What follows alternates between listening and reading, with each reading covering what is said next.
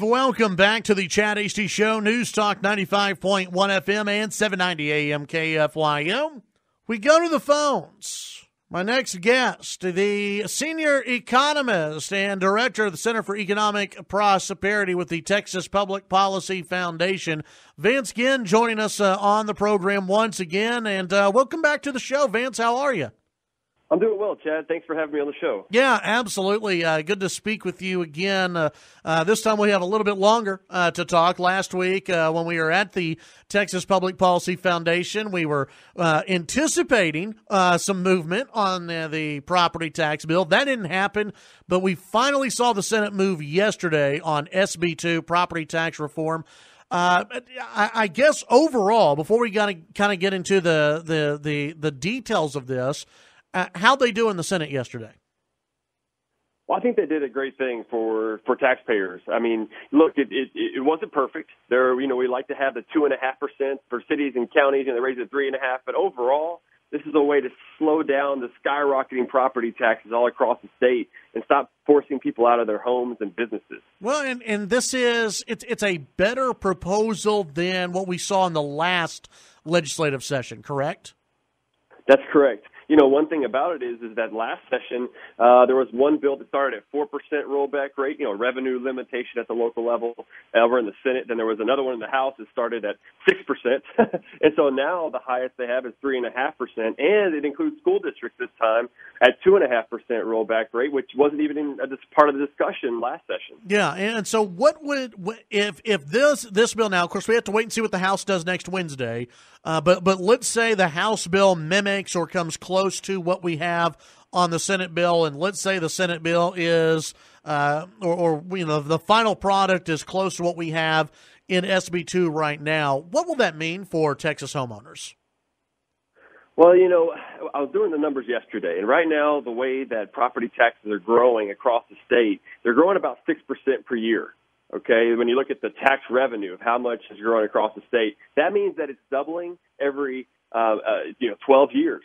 Mm-hmm. It's how fast it's doubling. If we have the 3.5% rollback rate now, that puts it closer to about 21 years, right? So that just tells you that your property taxes are growing at a slower pace. They aren't being cut yet, and I think that's a clear distinction that we need to make. This is reform, key reforms, adding transparency, slower growth in property taxes, but we need more to really bring down property tax bills. Okay, and that's a key because I think what a lot of my listeners are looking for and what you're looking for and what a lot of people are looking for is we like the idea of reform. Reform's good, but how do we cut property taxes? How do we get to that point? That's right. And there's a couple of bills that are out there. There's House Bill 3, the school finance bill, that puts $2.7 billion to cutting the school maintenance and operation property tax by 4 cents.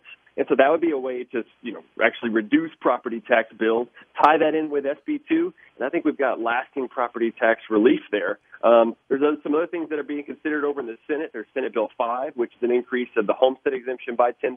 So there's a couple of things that are being discussed right now. It's just a matter of what are we going to get to at the end of the day, and it's got to be real relief, real cuts, and reform along the way. All right. We're visiting with Vance Ginn of the Texas Public Policy Foundation. Vance, yesterday I had the governor on the show, and the governor, again, was pushing the idea that the Big Three came up with, that we could see a possible increase in the sales tax. And what he said is if and only if the schools are capped at 2.5%. That's one of the big keys here. Does this idea of a sales tax increase to buy down property taxes and to lower property taxes, does that still work with the schools capped at 2.5%, but the cities and counties at 3.5%? I think it still does work if you look at it. I mean, so it's cities, counties, and also special purpose districts are all capped at the 3, or not capped, but there's this election trigger of 3.5%. And so if we were able to do the swap as well, this penny increase in the sales tax rate would bring in about $5 billion a year.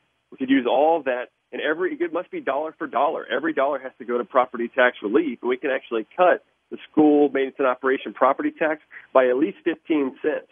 And so that would be a major decrease in your property taxes. And if you tie that with the reform, which the governor and lieutenant governor and even the speaker had a statement out recently saying that reform must happen first before we can go to this penny increase. And if you tie those two together, I think we can have lasting, meaningful property tax relief.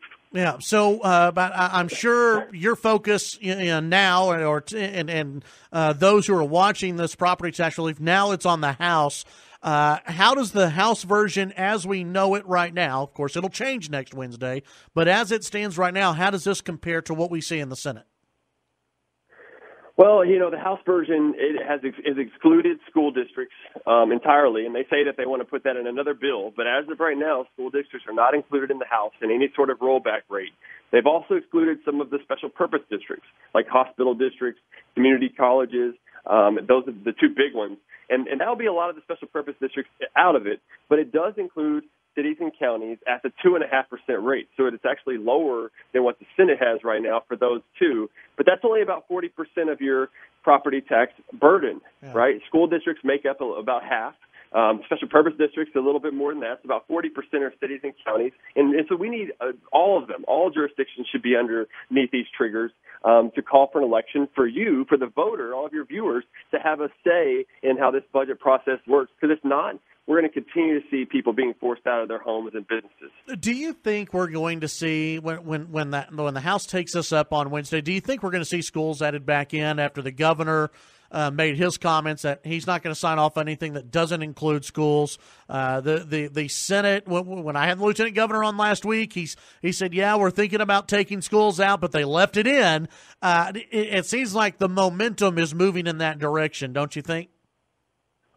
Yeah, I think there is good momentum in that direction. I'm not sure if the House will have, the votes really there to be able to put school districts back in, which is unfortunate. I'm hopeful that they can get, wrangle it together to make sure that schools are in there. Because since it is about half of your property tax burden, if schools aren't included in here, no matter what sort of relief that we get, let's say we do this penny increase in the sales tax, or we do the $2.7 billion amount for a 4-cent cut in your school property tax, all of that will be washed away within a year or two because of higher appraisals and increases in overall property tax bills that we have. So there's really got to be constraints to allow for voters to have a louder voice for all the local taxing jurisdictions.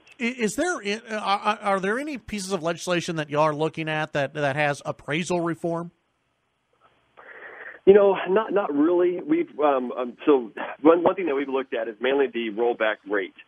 We've looked at the appraisal reform and looking at caps to appraisal increases and things of that nature. But you essentially get that with the rollback rate because what it's doing is giving you a trigger for the appraisal times whenever the tax rates are going to be. So it essentially kind of covers both. It really does cover both of those. And so if you only look at appraisal reform or appraisal caps, then what happens to the tax rate? Well, the tax rate can just be jacked up by the local taxing jurisdictions, and so that doesn't give you any there. Now, what you do see in both SB2 and HB2 are major appraisal reforms, adding transparency, the way that the documents will be reported and provide more information online. I think those are key reforms to the appraisal part of it. Yeah, absolutely. Vance Ginn, Texas Public Policy Foundation. Appreciate your time today. We know you have a busy day down in Austin. Lawmakers do as well. We appreciate you taking some time to speak with us.